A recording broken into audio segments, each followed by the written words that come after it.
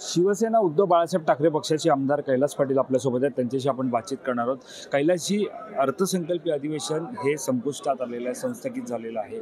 मात्र या अधिवेशनातून काय मिळालं? कारण ज्या प्रकारे पाहतोय आपण, सभागृहाबाहेर एक होतं चित्र, सभागृहाच्या आत एक चित्र होतं. मात्र जनतेने यातून काय घ्यायचं?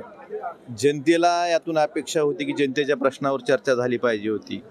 जनतेच्या प्रश्नावर चर्चा होऊन त्यात मार्ग निघाला पाहिजे होता. पण तसं न होता प्रत्यक्षात दुसऱ्याच गोष्टी म्हणजे सत्ताधाऱ्यांनीच सभागृह बंद पाडायचं हे ह्या अधिवेशनातून मिळालं.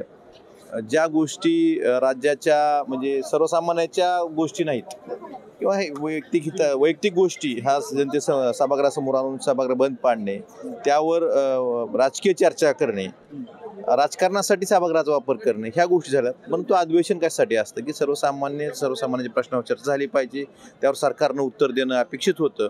पण असं कुठलंही न होता मूळ विषयाला बगल देऊन राजकीय विषयाकडे चर्चा, संख्याबळाच्या जोरावर नेणे, हे हा अर्थसंकल्प अधिवेशनातून महाराष्ट्र जनतेला दिसलं. ज्या प्रकारे धाराशिवमधून तुम्ही येतात, या धाराशिव ज्या प्रकारे जिल्हा आहे, त्या जिल्ह्याला या अधिवेशनातून काय मिळालं?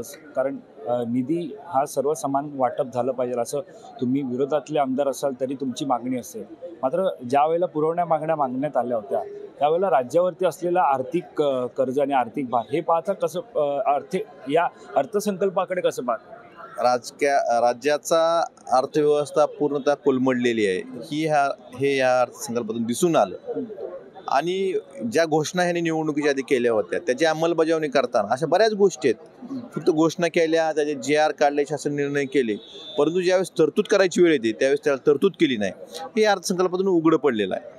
त्यामुळं फक्त घोषणा निवडणुकीच्या तोंडावर केल्या, त्यातून मतं मिळवली, सत्ता मिळवली, परंतु त्याची अंमलबजावणी करण्यात हे सरकार पूर्णतः अपयशी ठरलेलं आहे. सरकार ज्या प्रकारे दिशा सल्यान प्रकरण असेल, औरंगजेबाची कबर असेल, मग हलाल असेल किंवा झटका असेल, ज्या प्रकारे हे विषय डे बाय डे आणत गेली होती, त्यामुळे कुठेतरी स्वतःचं सरकार पळवाट काढत होतं असं वाटतं का? सरकारला स्वतःचं अपयश हे जनतेसमोर येऊ नये, त्या अपयशावर चर्चा होऊ नये म्हणून हे असे विषय आणणं सरकारी पक्षातर्फेच आणि सभागृह बंद पाडणं हे सरकारने ह्या अधिवेशनात केलेलं आहे. त्यामुळे ह्या महाराष्ट्र जनतेची फसवणूक जी ह्या सरकारने केलेली आहे हे उघड होऊ नये किंवा हे समोर येऊ नये म्हणून ती लपवण्यासाठी हे बाकीचे विषय आणून सभागृहाचा वेळ घालवला आणि महाराष्ट्र जनते ज्या आशेनं ह्या अधिवेशनाकडे बघत होती ती आशाही फोल ठरवली. मात्र जर पाहायला गेलं तर एकीकडे अर्थसंकल्पीय अधिवेशन झालं, अवघ्या 2 महिन्यांनंतर आता पावसाळी अधिवेशन सुद्धा सुरू होणार आहे. मात्र हे सध्याची अधिवेशनं पाहता केवळ